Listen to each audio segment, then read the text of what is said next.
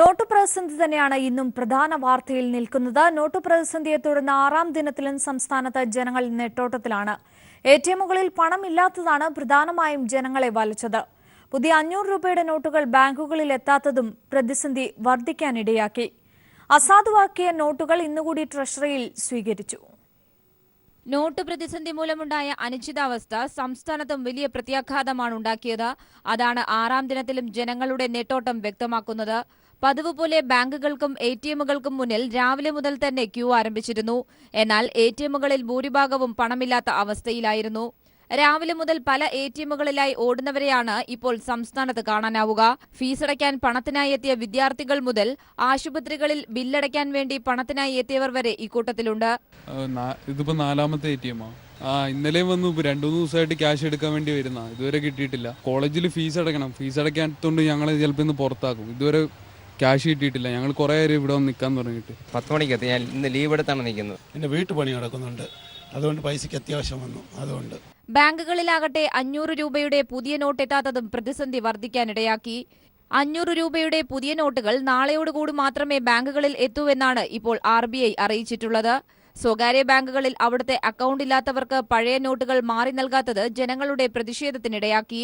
എന്നാൽ പെട്രോൾ പമ്പുകൾ, സർക്കാർ ആശുപത്രികൾ, റെയിൽവേ സ്റ്റേഷൻ, വിമാനത്താവളം, ശ്മശാനം, സർക്കാർ ഫാർമസികൾ എന്നിവിടങ്ങളിൽ പഴയ നോട്ടുകൾ സ്വീകരിക്കുന്നത് 24-ാം തീയതി വരെ നീട്ടിയത് ജനങ്ങൾക്ക് തെല്ലൊരാശ്വാസമായി. വ്യക്തികൾ, സ്ഥാപനങ്ങൾ, സർക്കാർ ഓഫീസുകൾ എന്നിവരിൽ നിന്നും അസാധുവാക്കിയ നോട്ടുകൾ ട്രഷറിയിൽ ഇന്നുകൂടി സ്വീകരിക്കും. വിവിധ ബ്യൂറോകൾക്കൊപ്പം ന്യൂസ് ബ്യൂറോ, തിരുവനന്തപുരം.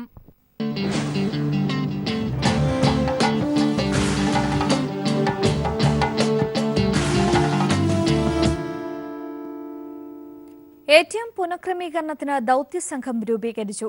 കറന്റ് അക്കൗണ്ടുകളിൽ ഇടപാട് നടത്തുന്നതിനുള്ള പരിധി 50,000 ആക്കിയതായി ധനകാര്യ സെക്രട്ടറി അറിയിച്ചു. പുതിയ 2000-ന്റെ നോട്ടുകൾ നാളെ മുതൽ എടിഎമ്മുകളിൽ ലഭിക്കുമെന്നും മൈക്രോ എടിഎമ്മുകൾ തുറക്കുമെന്നും ധനകാര്യ സെക്രട്ടറി ശശികാന്ത് ദാസ് അറിയിച്ചു.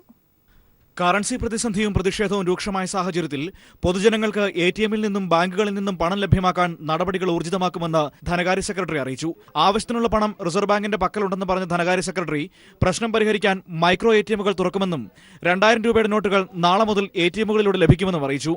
The focus of the government is to activate all the channels whereby cash is given, cash is dispensed to the members of the public. Large number of micro ATMs would be deployed throughout the country, and these micro ATMs will give cash. ജില്ലാ സഹകരണ ബാങ്കുകൾ വഴിയും നോട്ടുകൾ മാറ്റാൻ കഴിയുമെന്ന സർക്കാർ തീരുമാനം കേരളത്തിന് ആശ്വാസമായേക്കും. എടിഎം സോഫ്റ്റ്വെയർ അടക്കമുള്ളവ ശരിയാക്കാൻ പ്രത്യേക ദൌത്യസംഘത്തെയും സർക്കാർ നിയമിക്കും. News bureau, Delhi.